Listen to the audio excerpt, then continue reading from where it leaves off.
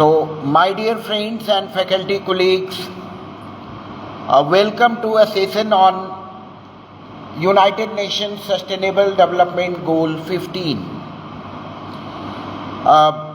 On 24th of June, we deliberated upon the topic of the month, goal of the month, that was life below waters.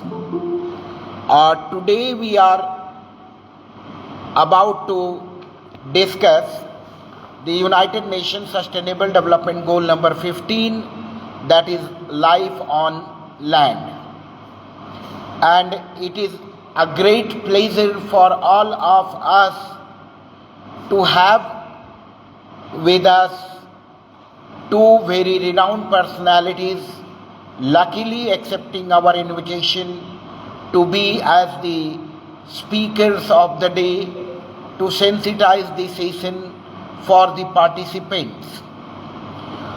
We are having as our first speaker Professor Rajesh Kumar Yadav ji, who is heading the Department of Chemistry, and he has started his second inning as the speaker of as the head of the Department of Chemistry and Environmental Sciences, Madan Mohan Malviya University of Technology. He has been, Associate Dean R&D and PP as well. Professor Yadav has been scientist for approx a decade in South Korea, where he has seminal research in the area of chemistry. He is having publications in one of the most reputed journal of the world, that is Nature. He name a reputed journal, Royal Society of Chemistry, name a journal produced by JACS, name a journal produced by SCI, name a journal listed in, any royal body. He is having publication over there. Our university proudly claims that this gentleman is in the top 2% of the scientists of the world, listed consequently in second year also. So since last 2 years, he is regularly listed in the top 2% of the scientists in the world. Sir, we are happy to have you on our forum. And our second speaker is Professor Chandra Prakash Rai ji, who is principal in a very reputed postgraduate college affiliated to Maharaja Soheldev University, Azamgarh. And sir is also having approx 20 plus years of experience.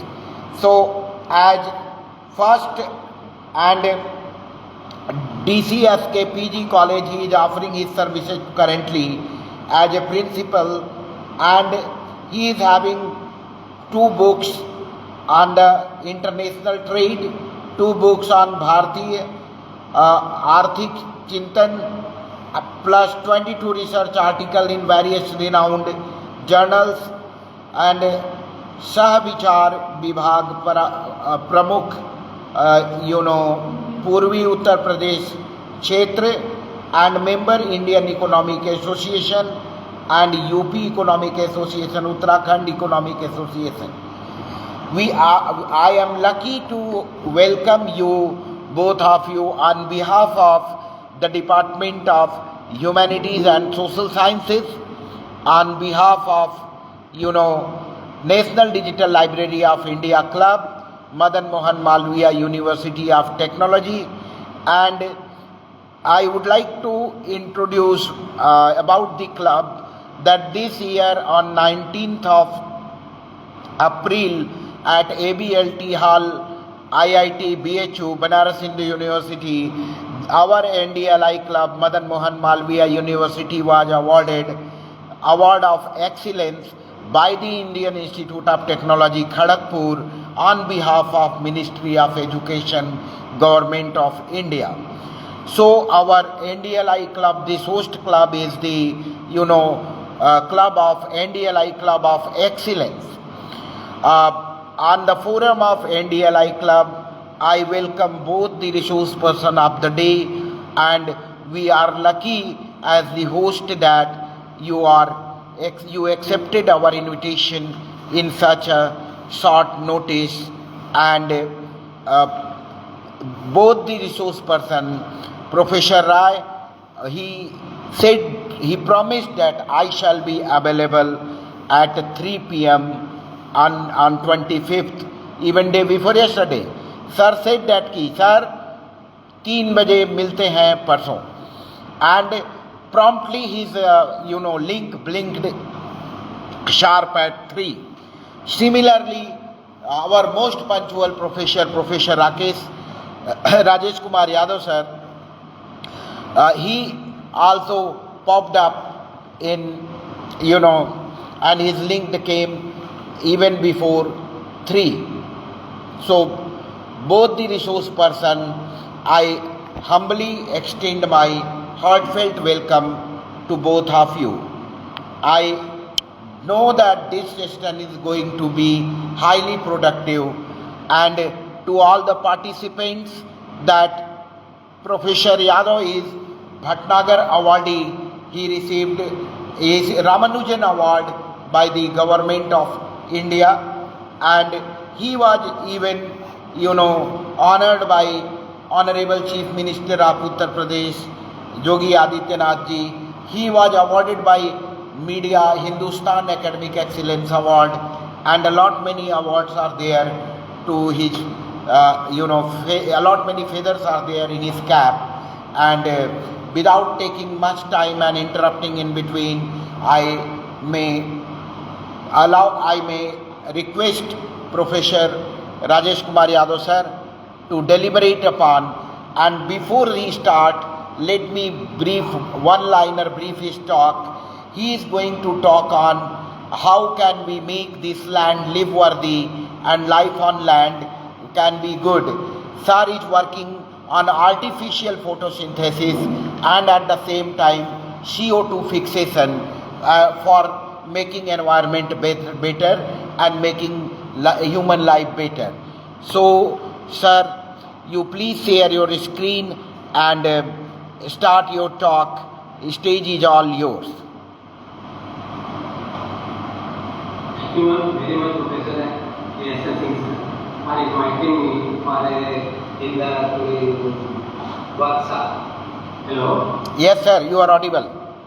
And actually, the title of the workshop, I am not suitable for the same, but in spite of that, and it is in the record of you, then I told, okay, I will actually give the lecture on the topic of the fixation of the carbon dioxide from the environment via natural production. This is my main topic, and how to reduce the carbon dioxide from the environment while reducing the natural processes. I will explain with the help of mechanism how to reduce in the simple way. And right now the level of the carbon dioxide in environment is high. It is increasing day by day. In 1975, the level of the carbon dioxide was 280 ppm. That time the climate was actually very nice. But right now the level of the carbon dioxide is almost double. It means the level of the due to the global warming. Due to the global warming is burning of the fossil fuels and different types of gases. The pressure is increasing day by day. Therefore, if we want to reduce, our food is going to reduce the carbon dioxide. Means carbon dioxide into the valuable technology. Some solar waste, some medicinal from industrial pharmaceutical industrial compounds. That's why we design the fixation of the carbon dioxide from the environment.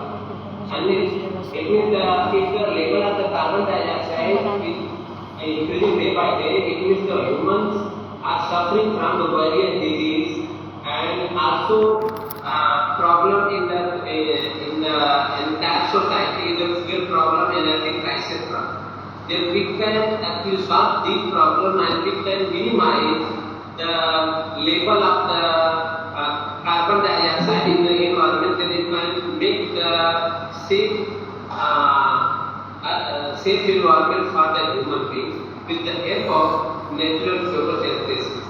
Natural photosynthesis is reduced. While natural photosynthesis means nature are reducing the carbon dioxide into the glucose and oxygen. Both are the useful for the human beings. If nature is able to reduce, means minimize the carbon dioxide into the useful chemicals, and why we are not actually, we cannot, why we are not actually, therefore we are able to reduce the carbon dioxide into the useful chemical in the laboratory. Then we discuss in our research group, how to reduce the carbon dioxide to the valuable chemicals such as solar chemicals, which can use in the car and some other vehicles. Therefore, we choose some very cheap materials. And in other words, you can say this is the graphene. But how to prepare the graphene from the easy way? Then we choose some natural plants such as Elvira plant, and we prepare with the help of Elvira from graphene. Graphene is a very cheap material. With the help of graphene, we can minimize the carbon dioxide from the environment into the valuable chemicals which is important for the industrial pharmaceutical industry. Then we design the graphene molecule, but before designing the graphene molecule, we go through the literature, and many researchers are reducing the carbon dioxide from the environment. But these paths are not feasible to reduce the carbon dioxide into the selective form of the chemical.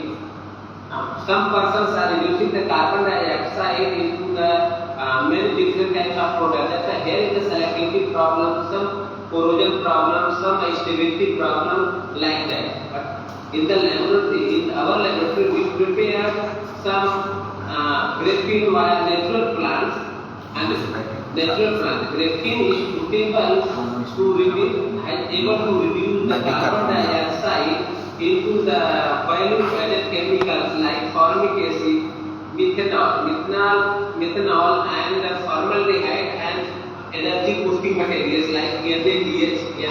This can apply as an energy-boosting material.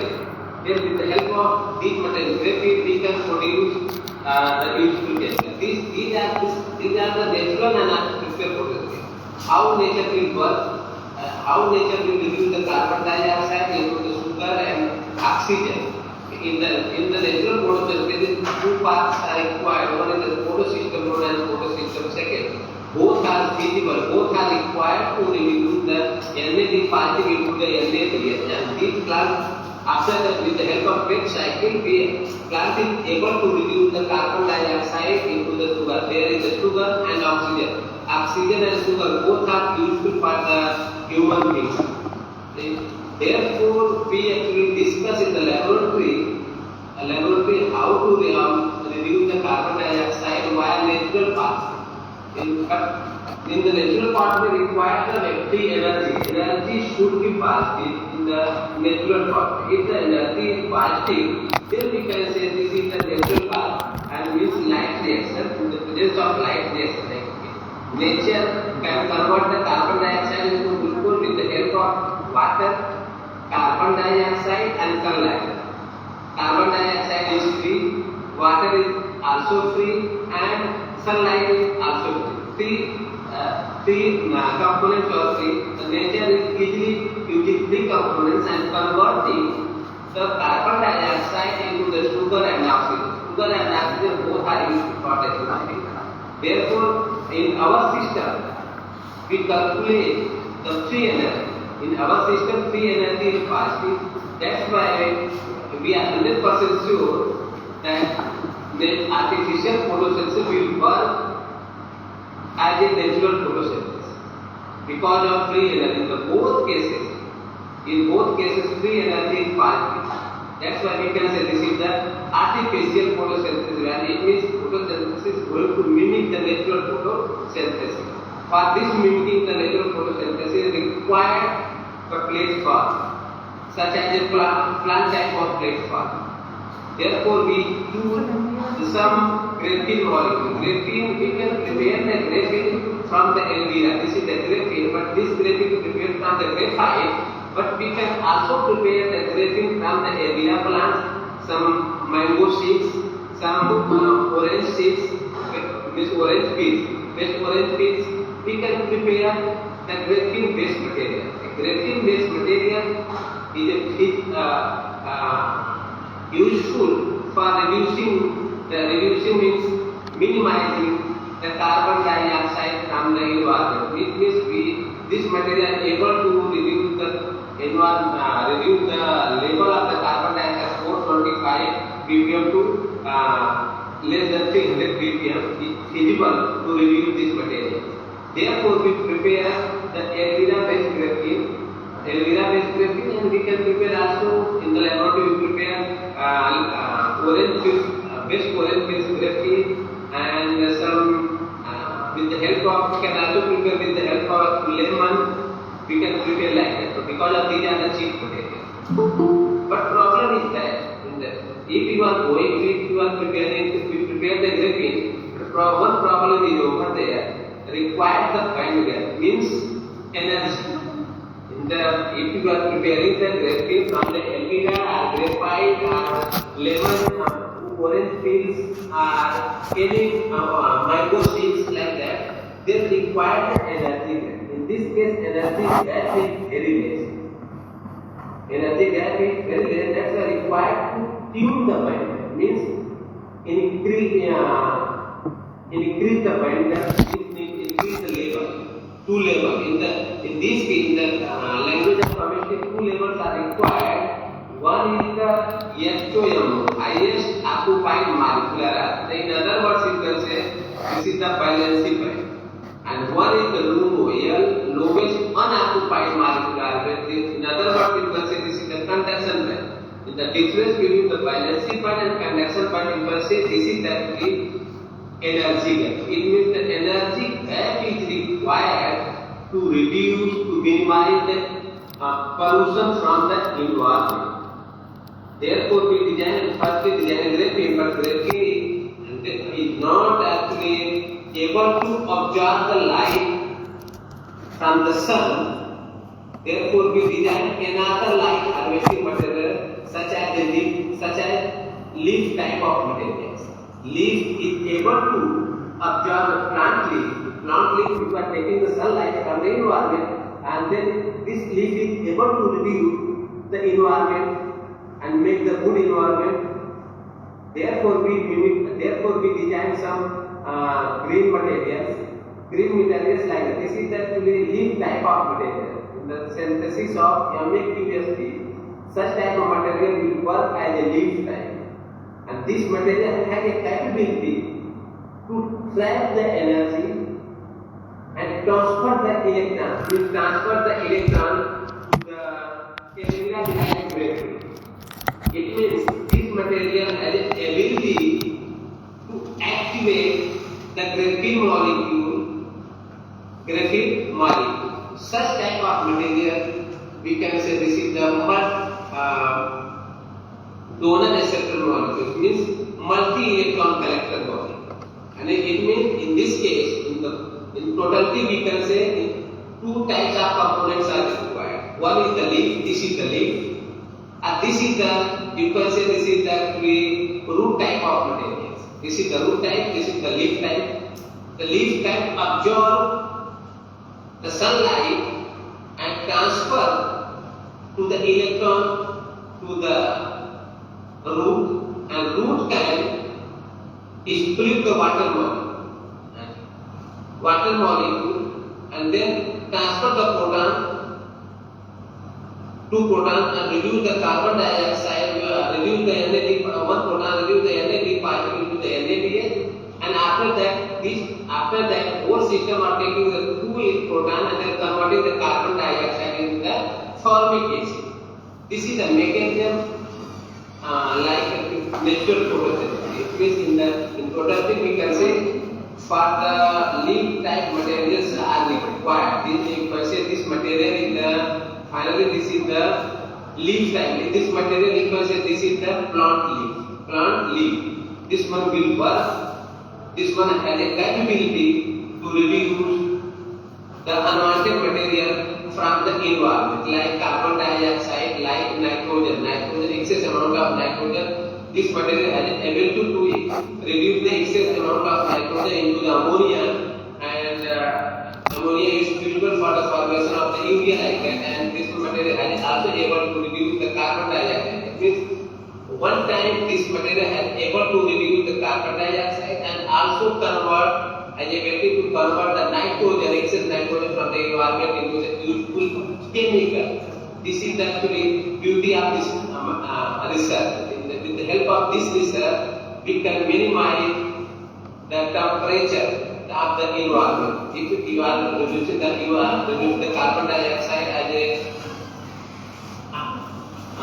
gram scale, then we can minimize. But we are really in the right time we are actually checking this material is suitable to reduce the carbon dioxide or not. But we got the result, and such type of results are published in the Journal of American Chemical Society. Impact factor is more than 17, and also published in the Nature Communication. This material is suitable to work like a plant, means plant leaf.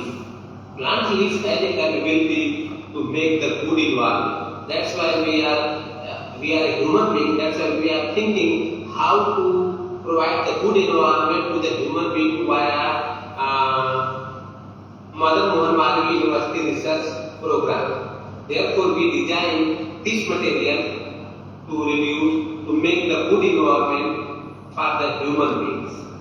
After that, we got another result in the another material. We prepared another leaf, another plant. This is the plant type of material. This is prepared another plant.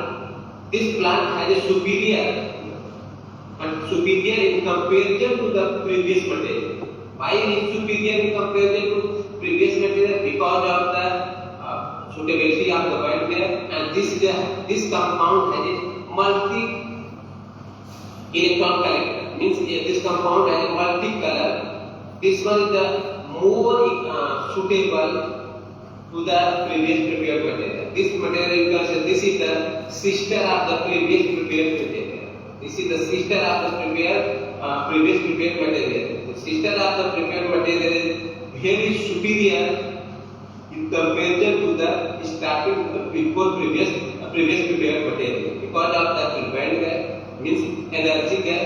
In the simple language, because energy gap between the two gaps, valency band and conduction band, the difference between the valency band and conduction band is called actually energy gap. Energy gap is very important to reduce, to convert the unwanted gases, unwanted global warming gases to physical compounds. Therefore, we designed this material. After that, what the actually see in the natural photosynthesis required two systems. Photosystem 1, photosystem 2, and after that we use NADP particle, converted NADPH, and then required the cycle. In our system is also required 1, 2, 3, 4, 5 system. One is the water is required. In the case of plant, water is also required. In case of plant, required the plant is leaf. In case of in place of leaf, we are preparing artificial leaf. Both two are same, and one is the intermediate we are using rhodium complex, but plant is also using the rhodium intermediate, but different type of intermediate. But we are using the intermediate rhodium complex. And fourth one, we are using the NAD positive. plant is also naturally using the NADP part.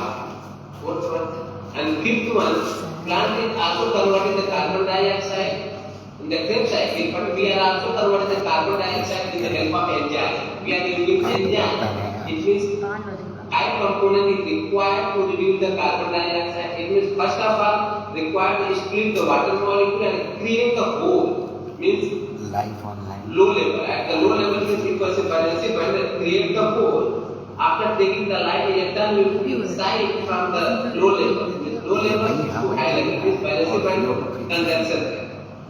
And after that, this material is able to reduce the intermediate rhodium complex. A rhodium complex accepts the proton from the water molecule and transfer to the rhodium NAD part. And NAD part is converted into the NADH. NADH is very useful for the in the pharmaceutical industry for the energy as an energy boost. We can use as an energy booster. And after that, we are using one enzyme, formaldehyde enzyme. One is because this is the biological system. We are using and which is depend on actually NAD part. And after that, able to convert the carbon dioxide into the beautiful chemicals, means formic acid. Formic acid we can use in the industry. We can make the sweet board with the help of not only formic acid, we can use formaldehyde also we can prepare with the help of this material, and formaldehyde is useful for making the sweet food. And also can use in the organic synthesis. Formic acid also we can use in the organic synthesis. We can use in the industry. And yes, also we can use in the industry. And after one more thing, one new thing is actually this plant type of material. This is the leaf. This is the leaf. This leaf type of material is possible to make the chemical, and we can actually use in the cars, in place of petrols, in place of diesel. We can use this type of fuel, and we can generate in the laboratory by easy way and produce the solar chemical. Then after solar for then this is the methanol, and for the preparation of the methanol, three enzymes are required. One is the formaldehyde, another one is formaldehyde, and third one is the alcoholdehyde. The three enzymes are required to reduce the carbon dioxide into the methanol. Methanol is the third application, and this leaf is able to generate NADH. NADH required we can use an energy supplement, and this material is feasible to produce formic acid. Formic acid we can apply in the industry, we can apply use in the organic labs, and this material is also feasible to produce formaldehyde. Formaldehyde we can apply, make a switchboard, and in other words we can make a bakelite, and we can make a nola. And last one is that we can produce the methanol. Methanol we can use in the vehicles, and we can use in the pharmaceutical industry like that. This is the mechanistic pathway how to reduce the carbon dioxide from the environment into the formic acid, formaldehyde, methanol, and other things. This is the mechanistic pathway. But the beauty of another beauty of this material, this is the sustainable materials, and it means with the help of these materials, we can also solve the problem, electricity problem we can solve with the help of this material. This is then we check the photocurrent. This is the conducting or non-conducting or insulator material. But we got some current. This is the current. With the help of this material, we can generate the electricity with the help of this material. And these are the application for it. And we check with the help of various instruments, and you can say this is the individual spectroscopy. We got the generation of formic acid like that, and this is the application part of the photocurrent. And it means this material has a multi-application. One is the NADH regeneration, and second is the clean environment. Third is that it can generate photo color. This photo color. After that, this is the characteristic characterization. How to characterize this material, and this is actually same as the BEK natural light. This is the characterization part. This is the one is copy like that. This is not feature for actually RDMs like actually humanity science student. But this is the more important. This one. Another one is the third one. We also prepared another material. This is the more superior compared to the all material. This is the last material, and because of the nitrogen and metal, this is the nitrogen and metal in this compound.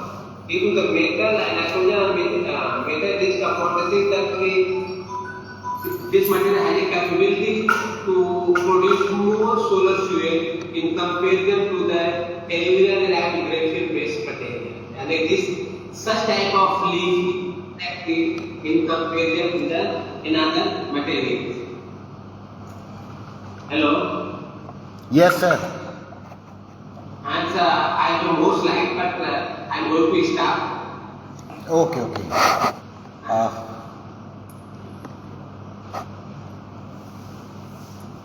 Thank you. Such material also treatment for the producement so many chemicals. That's why you can say this is the sustainable goals. These are the value added chemicals. Thank you very much, sir. Thank you, Professor Rajesh Kumar Yadav, sir, for deliberating this scientifically. How can we make the add value to the United Nations Sustainable Development Goal realizations, and to meet out the causes to make the human life better on land. And really that is all the researches are so good and aligned with the innovation and United Nations Sustainable Development Goal other goals for making human life better. That's why I may announce with the audience that Sir is having above 50 patents to his credit, and exact number exceeds even touching beyond 60. So probably the highest patent holder in the state of Uttar Pradesh for his scientific research in the pioneering field of making chemistry, Indian chemistry pride. And he is Ramanujan awardee, and he has contributed the way, and he contributes day and night. His team is beyond the boundary of the nation. He is making partnership for strong industrial partners, and with the South Korea as well as India and other countries.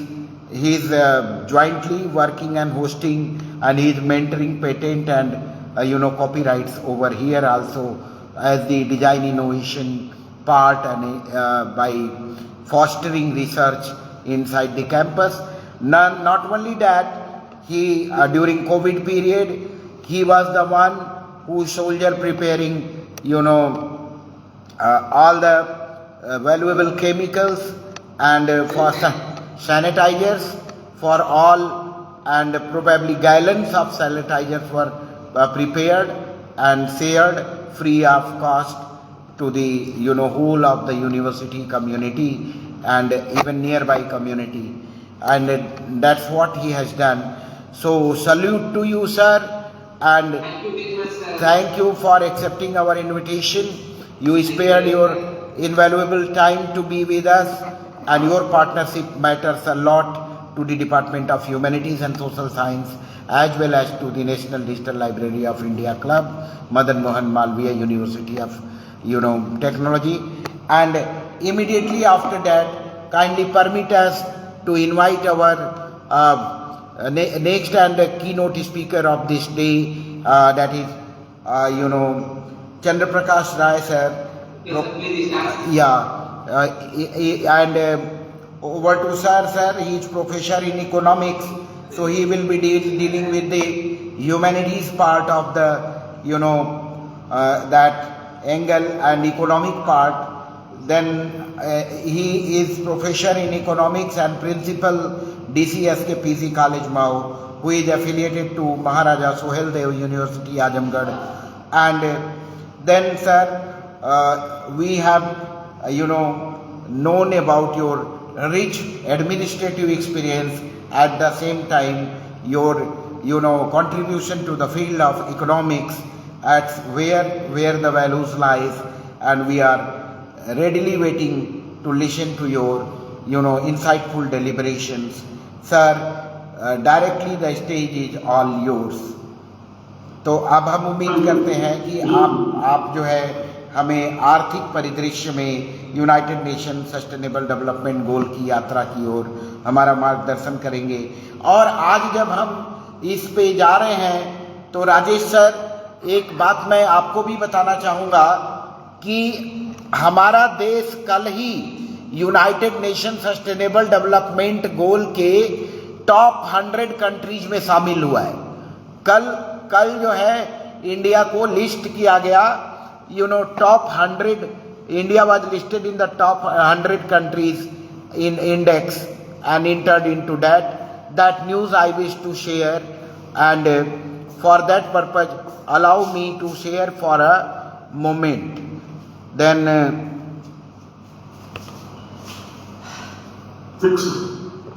share for a moment before sir leads, because he will be giving the final talk, and that's where we can see that how the country is leading and how we are moving towards the top 100 goals of that top 100 nations.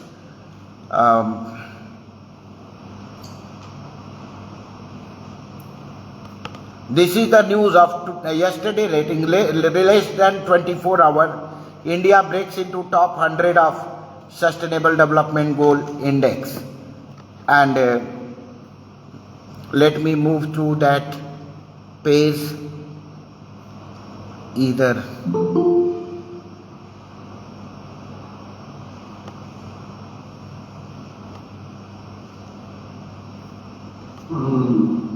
New Delhi, India has for the first time secured a place among the top 100 out of 167 countries ranked for their progress in achieving the Sustainable Development Goal SDGs, according to a report published on Tuesday. Yesterday only this report come. According to the UN Sustainable Development Solution Network's 10th and latest Sustainable Development Report, India ranked 99th on the 2025 SDG Index with a score of 67, while China ranked 49th. India has 67 index and score, and China 49th rank, 74.4 score. US 44th with the 75.2. India in 2024 it was 109 at the point, 2023 112th, 2022 121st, and 2021 128th, and 2020 117th, and 115th in 2019, and 112th in 18, and 116th in 17. Among India neighbors, Bhutan takes 74th place with 70.0 point, Nepal ranks 85th with 68.6, Bangladesh 114th with 63.9, whereas Pakistan, our neighbor, 140th with 57 points. India's maritime neighbor Maldives and Sri Lanka stood 53rd and 93rd places respectively. SDGs were adopted in 2015 with the idea to save the planet.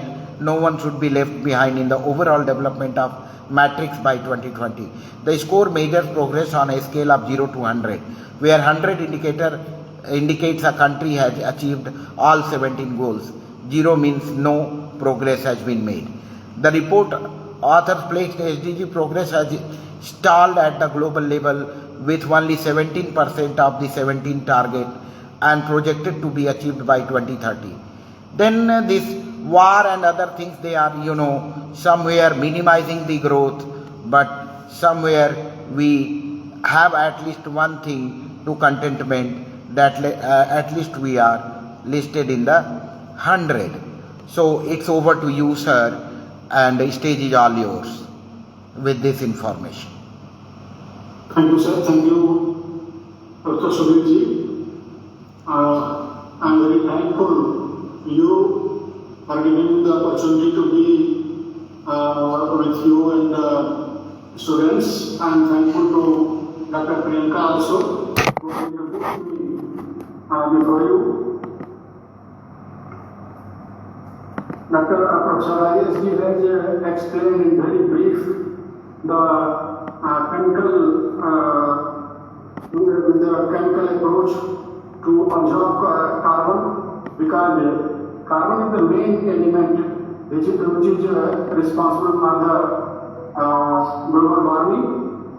Now, what I have thought कि 2015 में SDG establish करने की जरूरत क्यों पड़ी। तो एक बात ध्यान में आई, इतने अधिक साइंटिफिक प्रोग्रेस के बाद, टेक्निकल प्रोग्रेस के बाद भी तमाम चांद पर, मंगल पर हम लोग मिशन जा रहे हैं, लेकिन उसके बाद भी पृथ्वी के अलावा और कहीं भी जीवन का कोई विश्वसनीय संकेत नहीं मिला है। पृथ्वी ही एक ऐसा ग्रह है इस ब्रह्मांड का जिसमें ऐसी पारिस्थितिकी है, ऐसा इकोसिस्टम है जो स्वच्छ वायु उपलब्ध करा सकता है, स्वच्छ जल उपलब्ध करा सकता है, और जीविकोपार्जन के जो अन्य साधन हैं वो केवल इस धरती पर ही उपलब्ध होते हैं, इस पृथ्वी पर ही उपलब्ध होते हैं। काफी मानव की गतिविधियां हैं, आर्थिक गतिविधियां हैं जो उसकी आदतें हैं, उनके चलते जो वायुमंडल की संरचना है, हम सब जानते हैं कि वायुमंडल में 18% नाइट्रोजन है, 21% ऑक्सीजन है और 1% में कार्बन और अन्य अतरी गैसें हैं। ये बहुत ही अनोखे संतुलन पर टिका हुआ है। अगर इस संतुलन में कोई भी डिस्टर्बेंस होता है तो मानव के लिए इस धरती पर रहना भी बड़ा कठिन हो जाता है। और संतुलन बनता कैसे? हम सब इस बात को जानते हैं कि मानव के लिए, जीव जंतुओं के लिए जो प्राणवायु है वो ऑक्सीजन है, और ऑक्सीजन उत्पन्न करने का और कोई रास्ता नहीं है सिवाय पेड़ पौधों के। पेड़ पौधे भी ऑक्सीजन पैदा कर सकते हैं। दूसरी तरफ अभी प्रोफेसर बता रहे थे कि पेड़ पौधों के ग्रोथ के लिए, उनके पोषण के लिए कार्बन की आवश्यकता है, और कार्बन सिर्फ मानव और अन्य जीव जंतु उपलब्ध करा सकते हैं। लेकिन इसमें जब कोई डिस्टर्बेंस होता है, कार्बन का एमिशन ज्यादा होने लगता है और पेड़ पौधों के कम होने से ऑक्सीजन की मात्रा घटती है, तो इससे काफी बुरा प्रभाव पड़ता है। बंधुओं, इसका जो प्रभाव पड़ता है उसमें डिफॉरेस्टेशन पड़ा है, वनों का नाश होता है, डिजर्टिफिकेशन होता है, मरुस्थलीकरण, रेगिस्तान बढ़ जाता है, लैंड डिग्रेडेशन होता है, और इसके अलावा मानव की जो इच्छाएं हैं उनको पूरा करने के लिए जो वाइल्ड लाइफ है उसका केमिकल पीरियड भी होता है, जिसको कोची कहते हैं। ये जलवायु परिवर्तन के कारण भी हैं और परिणाम भी। इन सबके कारण मानवता के समक्ष, ह्यूमैनिटी के समक्ष कुपोषण, बीमारियां और इंक्रीजिंग कास्ट ऑफ लिविंग, जो जीवन की लागत है उसमें भी वृद्धि हो जाती है। अगर मनुष्य को इस धरती पर रहना है तो it is necessary to ensure living in harmony with nature and protecting our planet's vital ecosystem. It is the prime goal of today. ये होता क्यों है? इसके पीछे अर्थशास्त्र के लोग जो मुख्य कारण मानते हैं, वो मानते हैं कि जो वेस्टर्न अप्रोच है towards development, that is defective.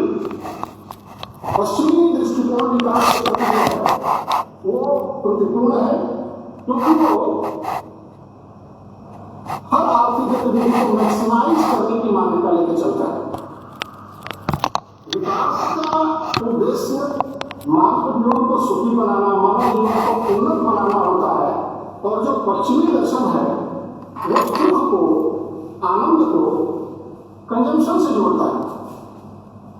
Consumption को मैक्सिमाइज करना चाहिए, जितना ही अधिक कंजम्पशन करेंगे उतना ही अधिक हमको आनंद मिलेगा, उतना ही अधिक सुख होगा। इसके अलावा प्रोडक्शन के सेक्टर में भी मैक्सिमाइजेशन में कंजम्पशन है। हर प्रोड्यूसर ये चाहता है कि जो चीज वो प्रोड्यूस कर रहा है उसको मैक्सिमम करे। एक्सचेंज में हम जाते हैं तो ट्रेड का मैक्सिमाइजेशन या प्रॉफिट का मैक्सिमाइजेशन, हर जगह जो पश्चिमी विचारधारा है वो मैक्सिमाइजेशन की मान्यता लेकर के चलती है। और इसी के साथ जो फैक्टर्स ऑफ प्रोडक्शन है वो भी आउटपुट में अपना शेयर मैक्सिमम करना चाहते हैं। और इन सब कारणों से मैक्सिमम के चक्कर में, जबकि हम जानते हैं कि अनलिमिटेड डिजायर्स को पूरा करना इस नेचर के बस की बात नहीं है, और जब डिजायर्स अनलिमिटेड हैं तो उन अनलिमिटेड में कुछ जोड़ दें, कुछ घटा दें, उससे कोई प्रभाव पड़ने वाला नहीं है। मनुष्य के उपभोग और उत्पादन संबंधी जो त्रुटिपूर्ण सोच है, जो उनकी गतिविधियां हैं, इनके कारण वातावरण में क्लोरोफ्लोरोकार्बन्स और कार्बन डाइऑक्साइड जैसी गैसों का एमिशन बढ़ रहा है, उत्सर्जन बढ़ रहा है। और वैज्ञानिक शोध के अनुसार ये कहा जाता है कि क्लोरीन का एक अणु ओजोन के 10,000 से लेकर के 1,00,000 तक अणुओं को नष्ट कर सकते हैं, नष्ट करते हैं। और इनके नष्ट होने से जो ओजोन परत है, इस धरती को सूर्य की अल्ट्रावायलेट रेज से बचाने के लिए जो हमारी ओजोन परत है वो कमजोर होती है, उसमें एक वैक्यूम आ जाता है। अल्ट्रावायलेट रेज 240 नैनोमीटर तरंगदैर्घ्य की वेवलेंथ की वो रेज होती है, वो रेज होती है जो सीधे जब धरती पर आती है तो ग्लोबल वार्मिंग के लिए वो कारण बनती है। बंधुओं,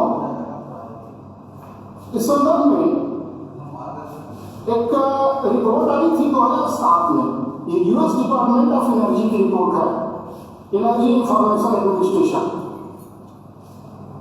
कार्बन उत्सर्जन में विभिन्न देशों का क्या योगदान है, इसमें ये रिपोर्ट में प्रकाशित हुआ कि पूरे ग्लोबल कार्बन एमिशन का 21% केवल चाइना करता है उत्सर्जन, उसका 20.1% यूएसए, और भारत का इसमें शेयर कार्बन एमिशन में 4.68% है। और इस आधार पर जो विकसित देश हैं वो विकासशील देशों पर दबाव बनाते हैं कि कार्बन एमिशन को आपको कम करना है। लेकिन इसके साथ साथ पैरेलली अगर हम दूसरी तरफ देखें पर कैपिटा कार्बन एमिशन, तो पर कैपिटा की दृष्टि से देखें तो यूएसए में एक व्यक्ति अपने पूरे जीवन काल में 20 टन कार्बन एमिट करता है, चाइना में एक व्यक्ति 4.75 टन, और इंडिया में एक व्यक्ति केवल 1.25 टन। पॉपुलेशन हमारा अधिक होने के कारण पर कैपिटा कार्बन एमिशन कम है, और कार्बन एमिशन कम है तो सुविधाएं भी कम है। विकसित देश पहले से प्राप्त कर चुके हैं, अर्थात इस वायुमंडल को, इस धरती को जितना प्रदूषित कर चुके हैं, अब उसका बोझ उठाना चाहते हैं विकासशील देशों पर। और इसी रिसर्च में पाया गया था कि अगर ग्लोबल टेम्परेचर में 1% की वृद्धि होती है, केवल 1%, तो इससे पूरे विश्व में गेहूं का जो उत्पादन है 45 लाख टन, 45 लाख टन गेहूं का उत्पादन कम हो जाता है। बंधुओं, इन्हीं सब समस्याओं के बीच 2015 में यूएनओ में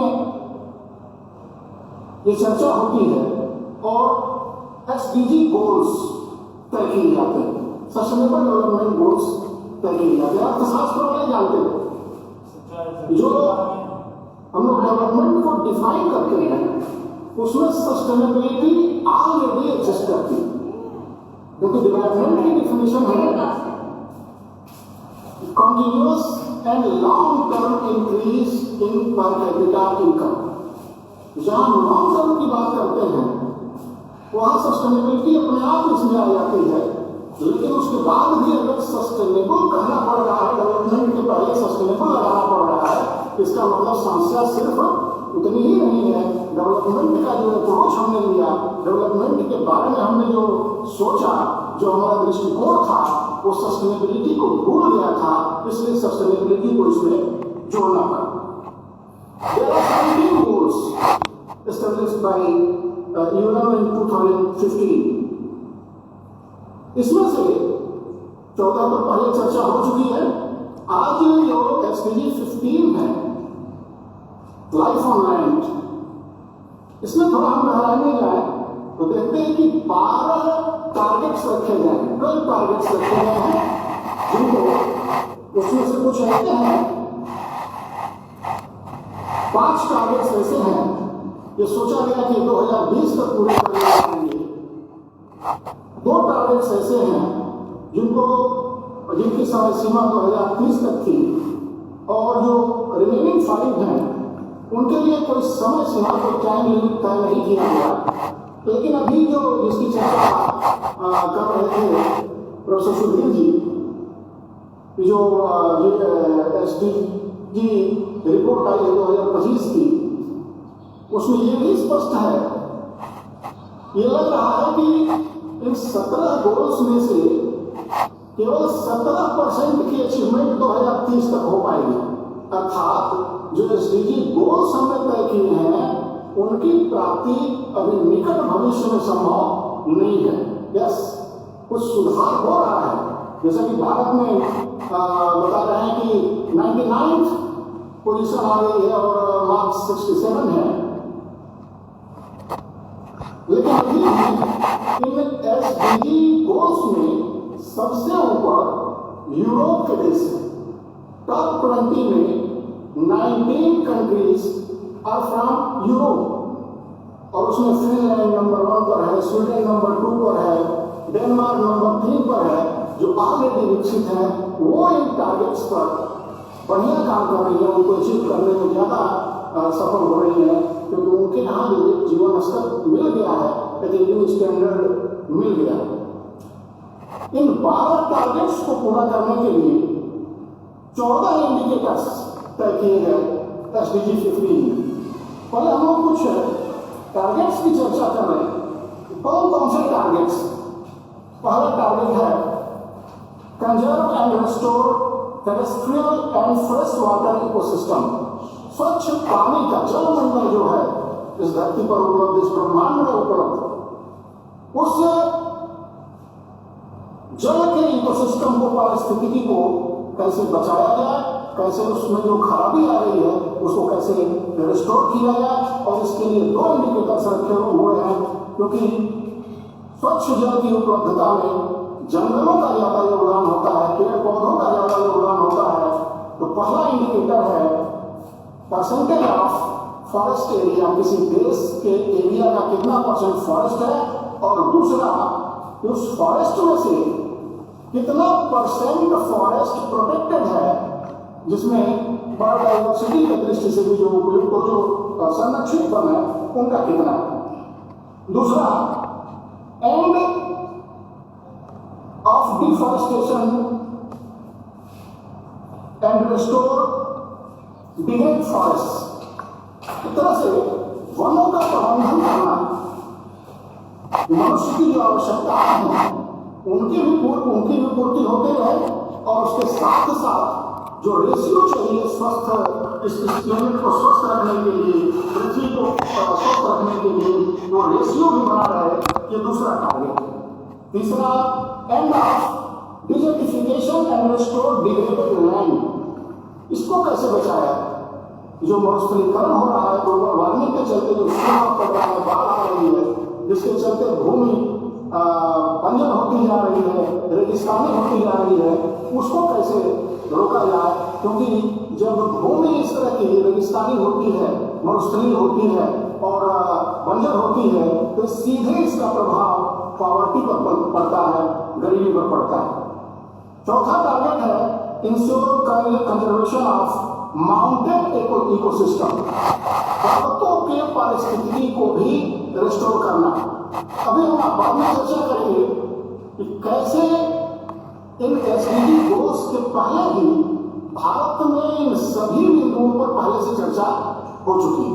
कुछ भारत के संविधान में ही कुछ प्रावधान ऐसे किए गए हैं, बाद में जो पर्यावरण नीति बनी 2006 की उसमें भी कुछ प्रावधान किए गए हैं, और 2008 में उस नीति का उद्देश्य प्राप्त करने के लिए, उन लक्ष्यों को प्राप्त करने के लिए एक एक्शन प्लान बनाया गया था 2008 में। उनमें भी ये सारी चीजें हैं, उनकी चर्चा हम थोड़ी देर बाद करेंगे। इसमें दो इंडिकेटर्स हैं माउंटेन इकोसिस्टम को बचाने में, एरिया ऑफ माउंटेन्स और area of green cover mountains, अर्थात ऐसे पर्वत जो हरे भरे हों, जो सूखे ना। पांचवा टारगेट है protect biodiversity and natural habitats. जो विविध प्रजातियां हैं धरती पर, सभी प्रजातियों का इस इकोसिस्टम में कुछ न कुछ योगदान, सब एक दूसरे पर निर्भर है। अभी हम जीव जंतु और पहाड़ों की और पेड़ पौधों की बात कर रहे हैं, सब एक दूसरे पर निर्भर है। उसी तरह से जीव जंतु भी आपस में, और मनुष्य का जो संबंध है वो भी आपस में अन्योन्याश्रित है, म्यूचुअली इंटरडिपेंडेंट है। किसी एक प्रजाति का नाश होना दूसरे के नाश होने की शुरुआत होती है, तो उनको कैसे बचाया जाए, बायोडाइवर्सिटी को कैसे बचाया जाए, पेड़ पौधों की प्रजातियों को कैसे बचाया जाए, ये भी टारगेट है। तो बड़ा टारगेट है protect access to genetic resources and fair sharing of the benefits. तो जैविक साधन है इस धरती पर जो उपलब्ध है, उन जैविक साधनों को रिस्टोर करना, उनको कंजर्व करना, आने वाली पीढ़ियों के लिए उनको बचाना, और जो है उनमें उसका बंटवारा फेयर हो, अच्छे से हो, ये एक टारगेट है। इसके अलावा eliminate poaching and trafficking of protected species. जो संरक्षित प्रजातियां हैं उनके इलीगल व्यापार को रोकना। बहुत से पेड़ पौधे ऐसे होते हैं जिनका इलीगल व्यापार होता है, जानवरों का व्यापार ऐसे होता है, तो इसको रोकना ये सातवां टारगेट है। Prevent invasive aliens and land on in water ecosystem. नौवां टारगेट है integrate ecosystem and biodiversity in government planning.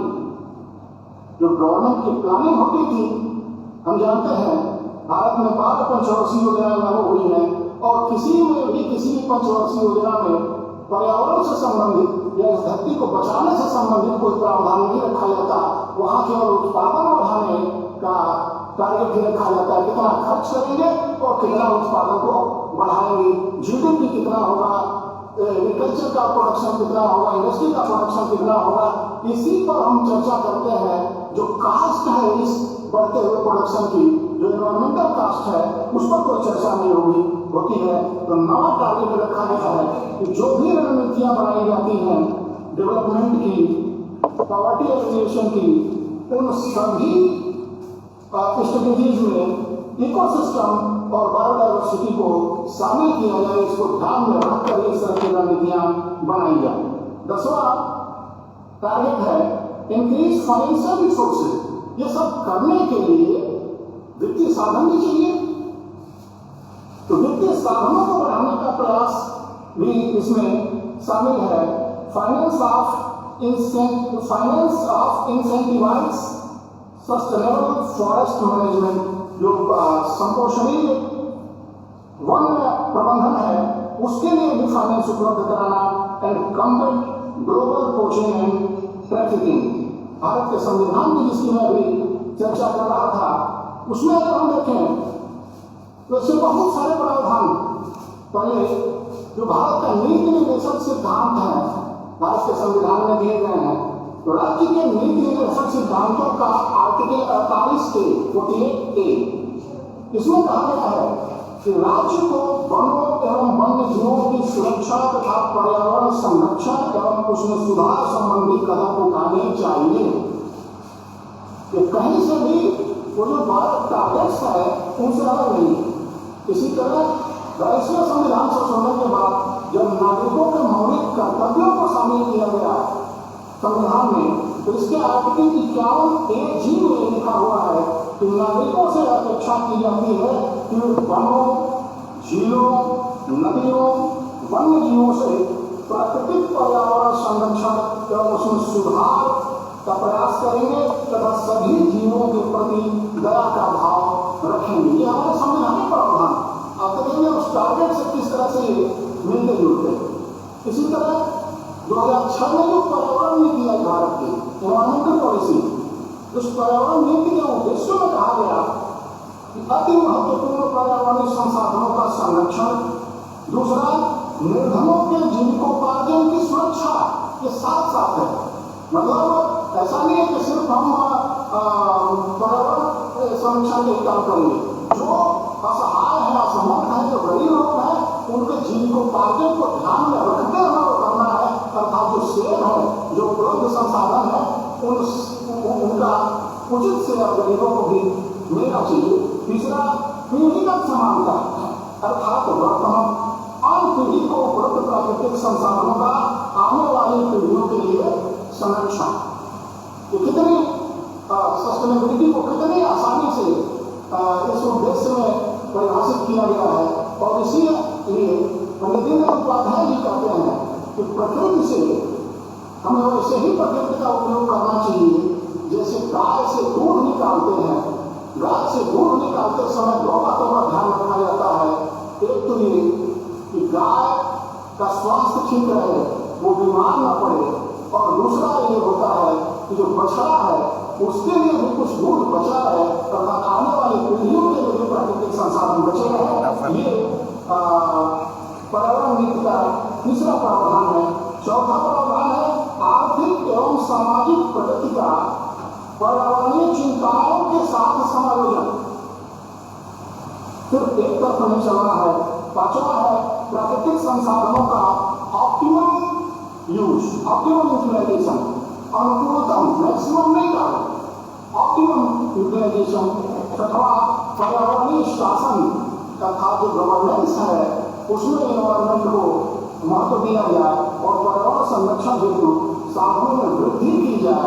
इसके लिए जो फाइनेंशियल प्रोविजंस करने हो उसको करने की बात पर्यावरण नीति में की है। और इसके लिए जो नेशनल टास्क एक्शन प्लान बना 30 जून 2008 को, उसमें भी इन बातों को चिन्हित किया गया कि उत्पादन, वितरण एवं उपभोग में ऊर्जा दक्षता को बढ़ाना, सूर्य, पवन, बायोगैस जैसे गैर परंपरागत ऊर्जा स्रोतों का विकास करना, स्वस्थ निवास एवं संपोषणीय कृषि को बढ़ावा देना, जल संरक्षण, हिमालय की पारिस्थितिकी का संरक्षण, हरित भारत के लिए वनों के अधीन क्षेत्रफल का विस्तार एवं जलवायु परिवर्तन के लिए ज्ञान एवं सूचना केंद्रों की स्थापना, ये सारे प्रावधान इसमें किए गए। बंधुओं,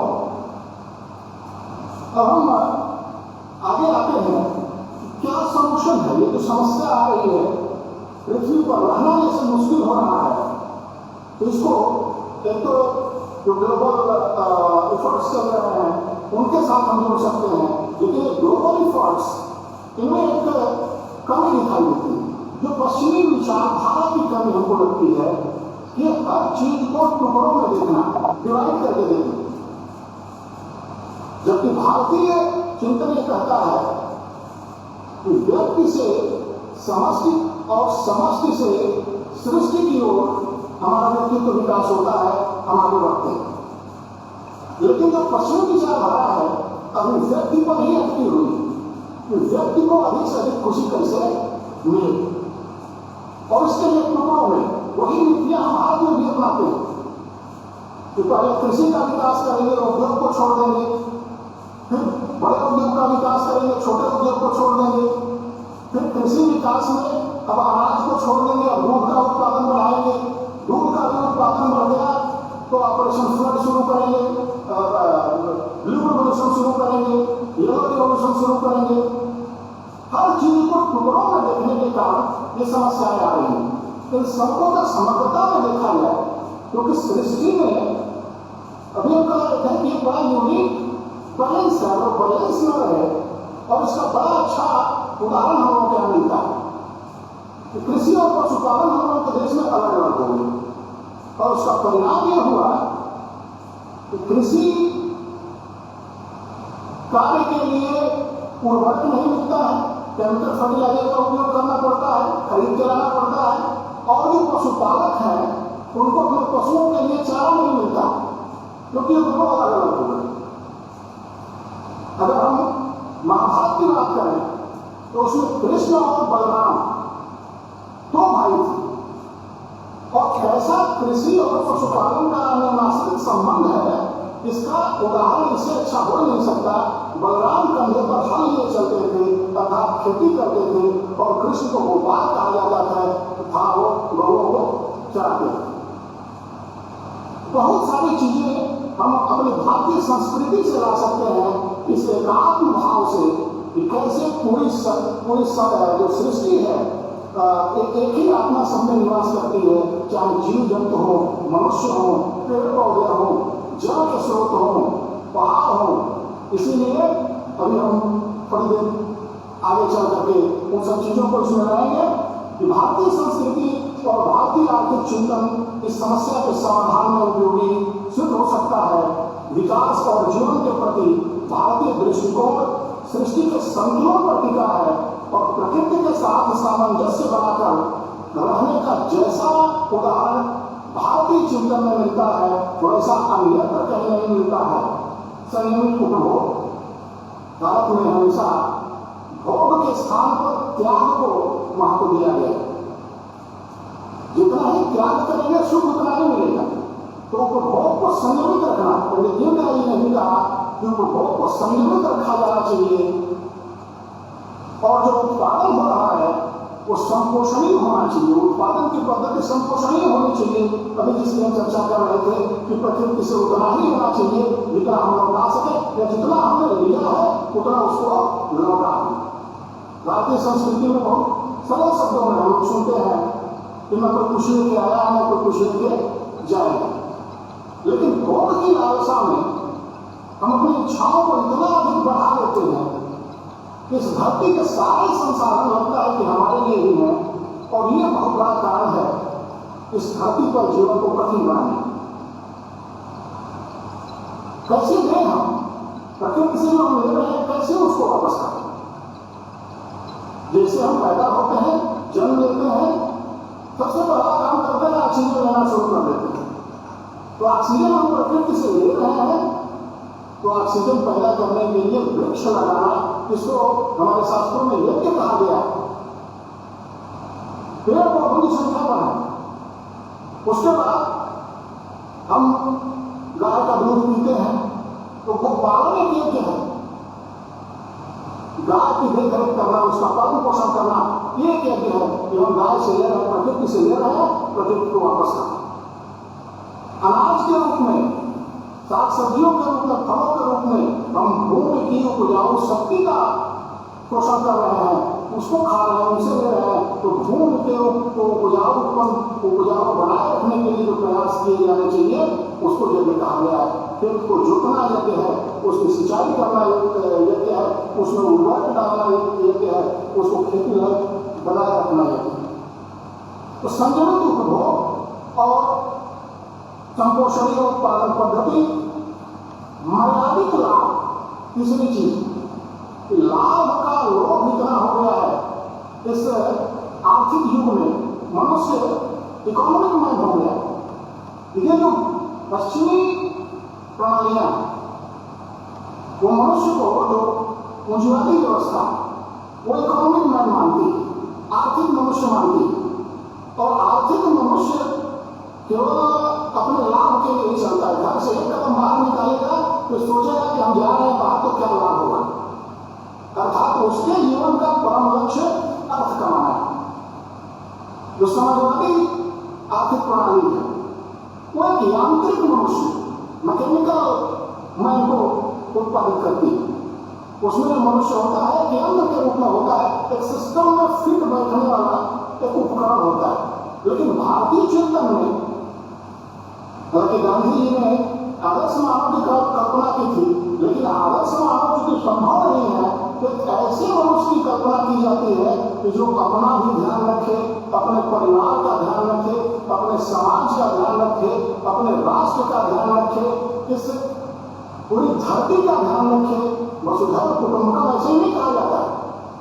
ये पूरी धरती एक परिवार और धरती नहीं, इस ब्रह्मांड के जो पिंड है जो बाहर है, चंद्रमा हमारे मामा है, उनसे अपना रिश्ता बना लेते हैं। हम कभी उनको नुकसान पहुंचाने के बारे में नहीं सोच सकते। जितने भी जीव जंतु हैं, पेड़ पौधे हैं, वो सब हमारे लिए किसी न किसी रूप में पूजनीय है। प्रकृति पूजा सिर्फ भारतीय संस्कृति में होती है। अब इस प्रकृति पूजा को अपने व्यवहार में लाना, सिर्फ अगरबत्ती दिखाना नहीं। पूजा का मतलब उसके प्रति सम्मान रखना, उसका दुरुपयोग न करना। पूजा का मतलब यही, उसका ठीक से उपयोग करना। प्रकृति पूजा, अभी हम चर्चा कर रहे थे कि माउंटेन्स के इकोसिस्टम को, पहाड़ों के इकोसिस्टम को बचा के रखना। कितना क्रांतिकारी विचार था भगवान कृष्ण का गोवर्धन की पूजा करना। भगवान शिव कैलाश पर ही क्यों रहते? हमारी जितनी शक्तियां हैं वो शक्तियां पहाड़ों में ही क्यों होती है? चाहे माता निवासिनी हो, चाहे वैष्णो देवी हो, चाहे अन्य माताएं, सब पहाड़ों पर ही रहती है। पहाड़ों के प्रति हमारे मन में सम्मान रहे। हम पहाड़ों की पूजा करते हैं, पत्थरों की पूजा करते हैं, शिवलिंग की पूजा करते हैं, पत्थरों की पूजा करते हैं, क्योंकि उसका भी होना जरूरी है हमारे जीवन के लिए। तो माउंटेन इकोसिस्टम को बनाए रखना, वाटर इकोसिस्टम को बनाए रखना, नए नए शब्द जो है जोड़ करके, और ऐसा करना पड़ रहा है क्योंकि हम उस भाव को नहीं पकड़ पा रहे हैं जो हमारी संस्कृति में। चाहे जितनी भी नदियां, नाले हैं, जलाशय हैं, जो भी जल स्रोत है, हम उनको मां मानते हैं, माता के रूप में ही मानते हैं और उनकी पूजा करते हैं।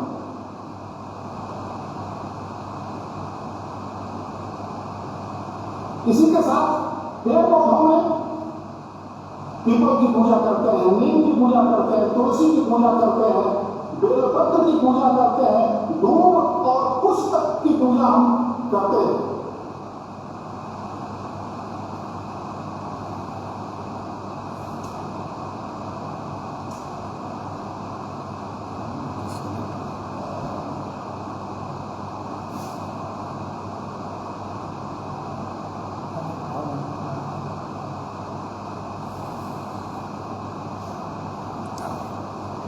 लग रहा है समय ज्यादा हो गया क्या? नहीं ठीक है सर। आप लोग हेलो ठीक है सर, ठीक है, हम लोग सुन रहे हैं। सुनेंगे कुछ कि हाँ ठीक है सर, जितना सारगर्भित वो कर दिया जाए। अभी पूरा सुन रहे हैं हम लोग। बस हो गया। कैसे जो बैलेंस खत्म हो गया उसको कैसे रिस्टोर किया जाए, इस संबंध में जो भारतीय दर्शन है उस दर्शन के अनुसार भारतीय चिंतन है, आर्थिक चिंतन है, उसके अनुसार अगर चला जाए, उसको अगर अपने व्यवहार में उतारा जाए तो ये जो SDGs हैं, सस्टेनेबल डेवलपमेंट गोल्स हैं, इनको पूरा करना, कम समय में पूरा करना संभव है। और जितना जल्दी हम इन गोल्स को पूरा कर लेंगे, इस धरती पर रहना आसान हो जाएगा, क्योंकि अन्य ग्रहों पर कभी भी कोई विकल्प नहीं है, कहीं हम नहीं जा सकते। जो प्रकृति ने दिया है उसको बनाने का भी विकल्प नहीं है। वैसे प्रोफेसर राजेश जी और अन्य वैज्ञानिक इस रास्ते पर हैं कि हम संसाधनों को किसी तरह से बढ़ा लें, किसी तरह से लोगों की इच्छाओं की अधिक से अधिक पूर्ति कर लें। लेकिन जो भारतीय चिंतन करता है, ये कहता है कि आवश्यकताएं अनंत हैं और उन आवश्यकताओं को पूरा करने के साधन सीमित हैं। तो उन सीमित साधनों के अनुसार अपनी आवश्यकताओं को सीमित करके मनुष्य ज्यादा सुखी हो सकता है, अस्तित्व में जाता बड़ा अच्छा बना सकता है वनस्पति की अपनी असीम इच्छाओं को पूरा करने का। बहुत बहुत धन्यवाद आपने बहुत बहुत धन्यवाद। नमस्कार सर, और बड़ा अच्छा लगा सबसे आर्थिक चिंतन की बात और चुनौतियों की बात जो है। भारत जैसे एक विकासशील देश में जब तक इस पहलू को न छुआ जाए, सच पूछिए तो सारी चर्चाएं जो है कहीं न कहीं एक दायरे में सिमट के रह जाती हैं। और कभी संसाधनों का जो डिस्ट्रीब्यूशन या कैपिटलिस्ट इकोनॉमी का जो वर्जन है वो, और जो सोशलिस्ट इकोनॉमी की भी आपने चर्चा करी उसके मानदंडों को, और हिस्टोरिक आपने महाभारत के पहलुओं को भी छुआ, भगवान कृष्ण और बलराम जी के सांकेतिक महत्व को और सारे देवी देवताओं, जल के स्रोतों को। तो इन जीवन में, मानव जीवन में कहीं न कहीं जल, जलाशय, बावड़ियाँ और जो है ये कितने ज़्यादा सिग्निफिकेंट रखते थे। और जितना ज़्यादा मनुष्य प्रकृति के करीब जाता था, आपको तो ध्यान ही होगा कि जब कर्ण का परिचय दिया जाने लगा, उसमें दिनकर जी ने रश्मि रथी में लिखा है कि उसको राजसी उपभोग की लालसा का जब भगवान कृष्ण ने कहा कि तेरा अभिषेक करेंगे हम, तेरे सिर छत्र धरेंगे हम, और तू पृथा कुक्षिका प्रथम लाल, और उसके बाद पा प्रेम बसा दुश्मन के घर, जब ये सारी बातें उसे बताई जाती है तो वो कहता है केशव ये परिवर्तन क्या है, ये नूतन अभिनंदन क्या है। और फिर बाद में वो कहता है कि महलों के कनकाभ शिखर, जो भोगवादी विचारधारा का कैसे परित्याग करता है वो, कि महलों के कनकाभ शिखर होते कबूतरों के ही घर, मैं गरुण कृष्ण मैं पक्षीराज मुझको न चाहिए तख्त ताज, जीता हूँ झंझावातों में पीता हूँ आरी प्रपातों में। तो वो कहता है कि मेरा तो मतलब कोई वो लालच ही नहीं है, मेरा कोई लोभ नहीं है, मुझे कुछ चाहिए नहीं इस सृष्टि में। और तमाम सारी चीज़ें उतना ही नहीं, एक जगह जब ये दिखाया जाता है कि पशुपालन और पशु प्रेम तो अलग जगह है, लेकिन मानव के लिए जो संबंध और मानवीय गुणों की जो पीड़ा है, उसमें एक जगह दिनकर जी ने ही लिखा कि स्वानों को मिलता दूध वस्त्र भूखे बालक फुलाते हैं, माँ की हड्डी से चिपक टिठुर जाड़े की रात बिताते हैं, युवती के लज्जा बशन बेच जब ब्याज चुकाए जाते हैं, पापी महलों का अहंकार तब देता मुझको आमंत्रण। कभी मैंने भी इस परिवेश को बहुत सोचा और लिखा कि कैसे सस्टेनेबिलिटी ड्रीम की जा सकती है जब तक यहाँ भूखमरी है।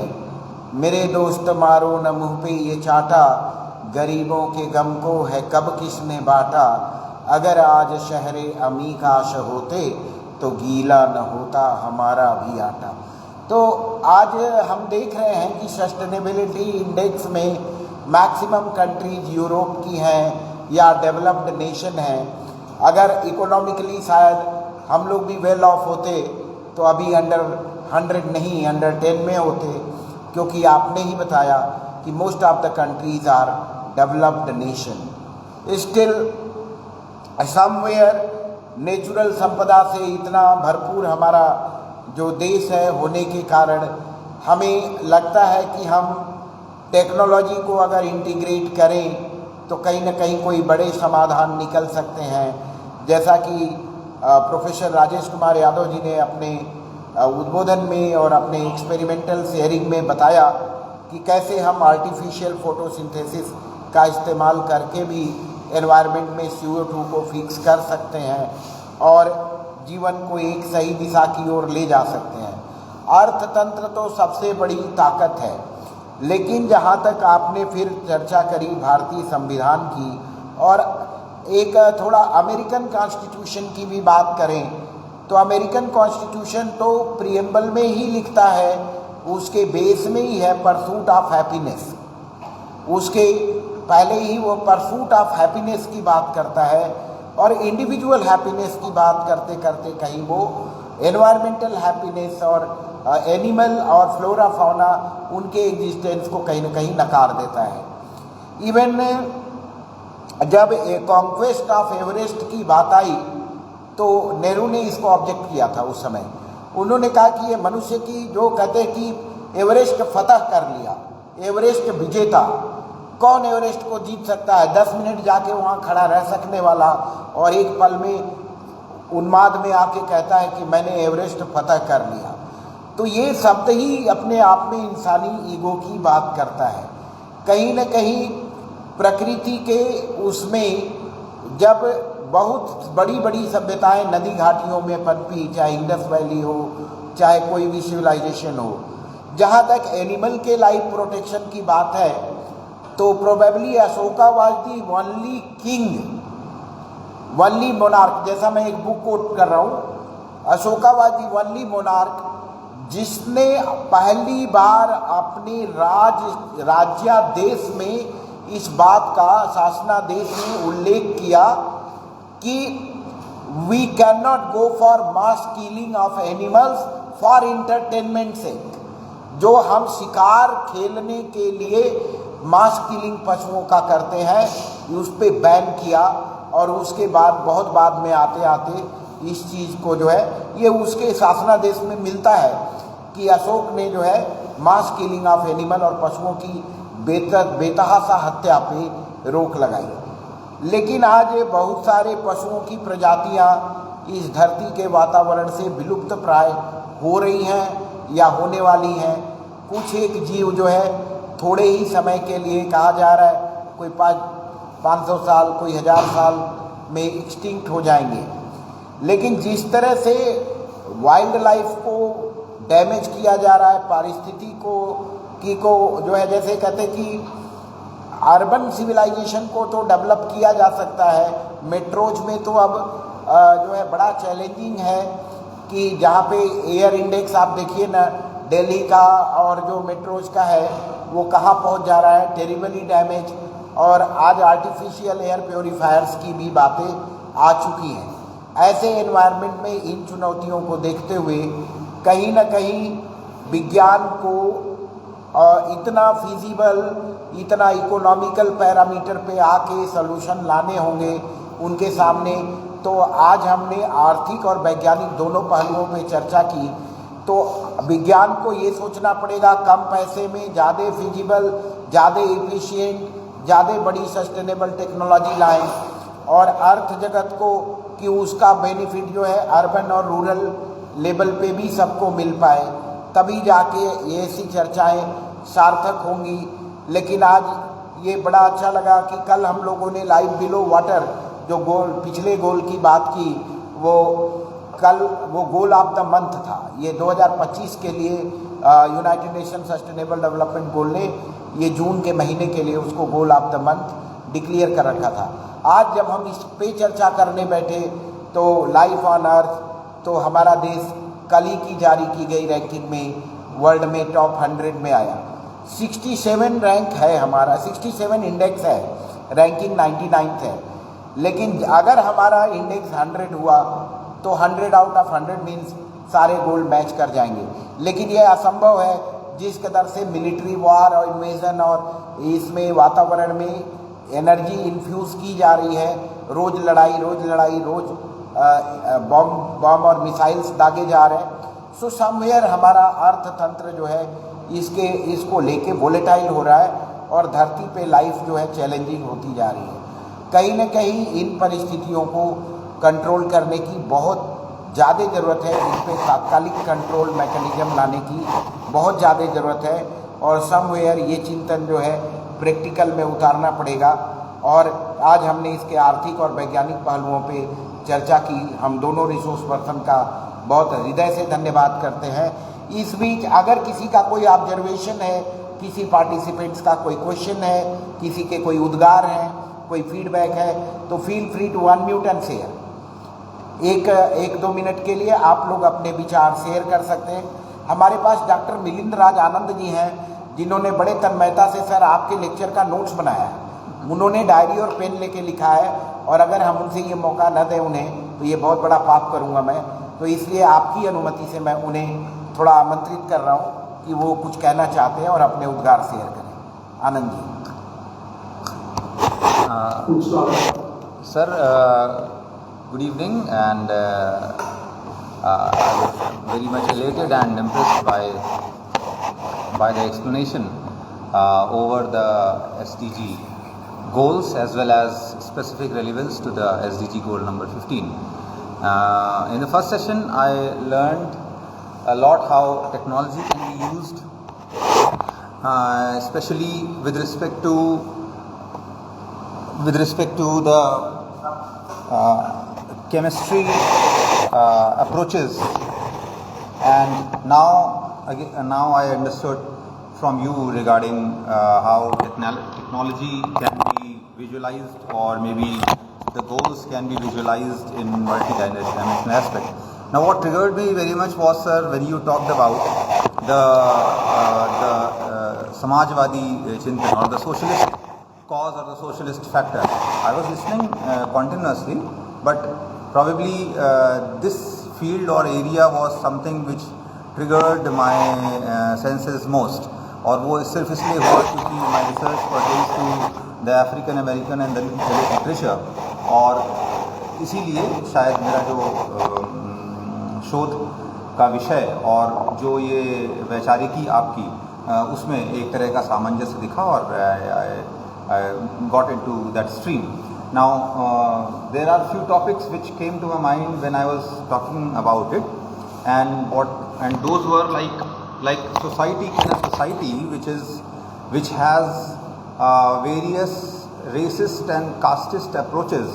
Can that be called as traditionally sustainable? Now this was continuously hovering over my mind when I was listening to you, and ये विचार मेरे मन के पीछे चल भी रहे थे। और इसीलिए जब ये विचार चल रहे थे तो हम ये भी सोच रहे थे कि आगे अगर क्या हो सकता है जो हम इसको सस्टेनेबिलिटी की तरफ ले जाएं। फिर आपने एक बात एक जगह पर संविधान का जिक्र किया, और तो मुझे लगा कि संविधान में जो हमारे राइट्स हैं, ड्यूटीज़ हैं, directive principles of state policies हैं, इनको भी कुछ समय पहले के एक सेशन में SDG के I don't remember much, but probably it was goal number 6 or 7 या 8, और उन दिनों ये बात भी निकल के आई थी। तो मैंने आपकी बात को उस बात से भी जोड़ने की कोशिश करी कि ये बात में बहुत दम है कि जब हमने 75 साल पहले संविधान का निर्माण किया, तो उस संवैधानिक प्रक्रिया में हमने या भारतवर्ष ने इन बातों का ध्यान रखा कि कैसे हम देश को बेहतर विकास की ओर अग्रसारित कर सकते हैं। और जब ये सस्टेनेबिलिटी डेवलपमेंट गोल्स डिज़ाइन हुए 2015 में, तो प्रोबेबली ये कुछ ऐसे बेसिक प्रिंसिपल्स हैं, या these are the basic tenets of any happy developed society, और a society which is looking for a peaceful coexistence, कि ये आने ही आने हैं। फॉर एग्ज़ाम्पल, अगर हम ही कहें कि हमें खुशी या हमें प्रसन्नता, ये शांतिचित्त, इस तरह की व्यवस्था चाहिए, तो ऑब्वियस सी बात है कि हम ये बात ज़रूर सोचेंगे कि क्या आज खाने को है, और अगर आज खाने को है तो फिर हमारा ये है, कल के लिए है क्या। अगर ये दोनों चीज़ें मीट होती हैं, मतलब वर्तमान और भविष्य, अगर ये दोनों चीज़ें मीट होती हैं, तो हम ये देखते हैं कि चलो कुछ दिन तो हम सस्टेन कर जाएंगे।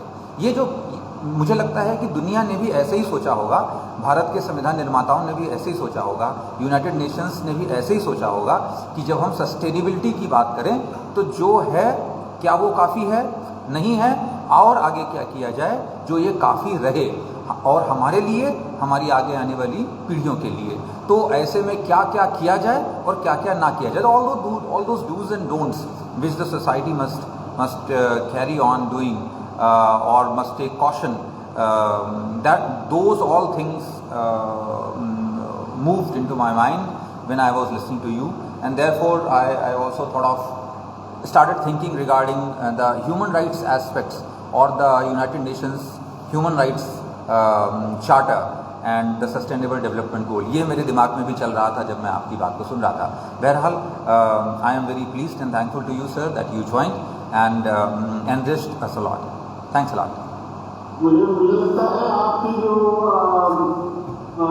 ज़्यादा चिंता है वो गरीबों को लेकर के है, जो असमर्थ लोग हैं उनको लेकर, लेकिन डेवलपमेंट में ही जो डिस्ट्रीब्यूशनल एस्पेक्ट्स है वो भी सस्टेनेबिलिटी के लिए बहुत जरूरी है कि अगर रिसोर्सेज का डिस्ट्रीब्यूशन ठीक से नहीं होगा, चर्चा की गई है fair distribution of genetic resources या अपॉर्चुनिटीज की या इनकम की, अगर डिस्ट्रीब्यूशन फेयर नहीं होगा तो भी सस्टेनेबिलिटी के लिए खतरा है. सस्टेनेबिलिटी किसी भी तरह से ग्रोथ सस्टेन नहीं कर पाएगा अगर डिस्ट्रीब्यूशनल इक्वालिटी उसमें डिस्ट्रीब्यूशनल एस्पेक्ट उसमें नहीं देखा जाता है. जी जी सर. जी सर. ठीक sir. Thank you sir, thank you so much. और प्रणाम from the department of humanities and social sciences and National Digital Library of India Club, Madan Mohan Malviya University of Technology and IEEE chapter student branch, Madan Mohan Malviya University of Technology. आपने हमारा invitation accept किया दोनों महानुभावों ने और इतने अच्छे vibrant ideas को लेके आए. बहुत ही सार्थक चर्चा रही आज की और बहुत एनरिचिंग. इसको हमने बल्कि फेसबुक लाइव भी चलाया ताकि जितने लोग जो उधर से कई बार बाहर से बड़े दूर दूर से लोग देख के कमेंट करते हैं तो उनके भी वो उसमें बहुत for the common people benefits of the common mass और इंक्लूसिव ग्रोथ के लिए ये भी ज़्यादा ज़रूरी है. तो बहुत बहुत धन्यवाद सर, आप हमारे निमंत्रण को स्वीकार किए और प्रणाम. Thank you sir. आगे फिर आपको तकलीफ देंगे.